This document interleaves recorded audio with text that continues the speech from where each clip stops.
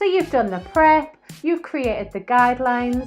What comes next in creating your personal brand empire? In this episode of Moi TV, I'm having a little bit of a rant about how you need to be going about ensuring you're managing your personal brand in your business every single day. Let's go. Over the summer months, I've been embarking on a little bit of a research project for my business growth and my personal brand. As a result of the COVID crisis, you've already seen how I've been creating photography to document this time in history, but all of my photography work, my paid photography work, is on hold now until springtime 2021. I wanted to start booking some work even though we were in lockdown, and I thought it made sense to go about having a little bit of a look around at what the level of demand was about all of the other things I bring to the table when I do a photo shoot. The first thing I looked at was brand management. Now, this is something I get into a lot of rants about with my creative supplier buddies. Yes, usually over hipster ale, I'll admit it. It drives us mad when we've done all this amazing work. We've spent such a long time listening to what a business owner wants from their brand. We help to make sure that it's correctly documented in some guidelines, and then we see the business owner or another supplier cock the whole thing up. It's so infuriating. And so many businesses are getting this wrong a lot of the time. Let's talk about bad branding management. I've got some ranty examples for you today, so bear with me if I start getting all in my full of stuff when I talk about this. It really does bug me. As I'm talking about these examples, you might be able to recognize where some of these things might be going wrong in your business and for your brand right now. Okay, so let's imagine then that one of your brand values is that you define yourself as a bit edgy. And you've hired some really great creative suppliers who know their stuff when it comes to branding, and they were able to pick this apart and uncover it. And actually your definition of what it is to be a bit edgy is that you have a penchant still for the Britpop music scene and all of the movies that happened that were really edgy in the 90s, and that whole attitude of, yeah, deal with it, like, we're really cool. That's what you mean when you talk about edginess. So your creative suppliers have taken this as a really fantastic cue. They see how energetic you get about it when you're talking about this era and this particular scene in culture, in history. And you can imagine all of your colorways have a Union Jack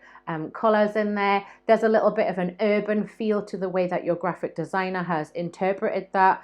It looks really cool. In fact, you're really open to poking a little bit of fun at yourself about this, so we can expect to see selfies of you in your bucket hat that you wore to Glastonbury 6 times in a row when you're on holiday now in your 40s with your kids, who you know cringe when you bring out the hat.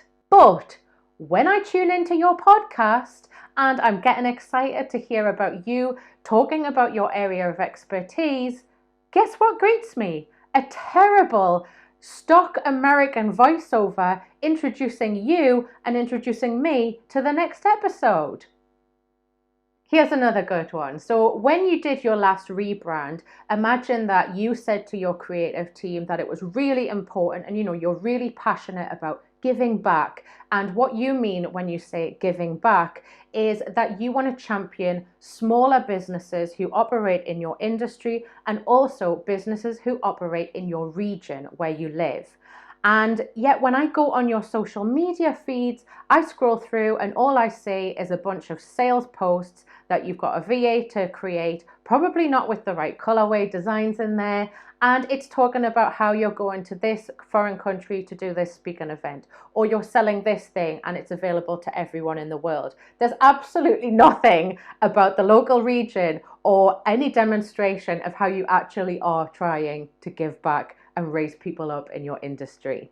What's more, the graphics that you're using to promote all of these gigs and international adventures have about 7 different fonts in them. What the hell's going on there? Why has the VA not been given the brand guidelines document so that they know that you actually have a very well thought out font family containing 3 fonts, and those are the fonts that need to be used in all of your social media? Let's talk about weak brand management for a second. Weak branding is extremely common with very small micro businesses. So when you're a micro business owner, there is a very strong chance that you are maintaining your home, you're looking after your family. You know, that involves cleaning the bathroom and doing the laundry, as well as trying to run a business, promote a business, deliver what it is you do in your business, do your books, and then you can see how quickly the brand management side of things goes down the list of priorities.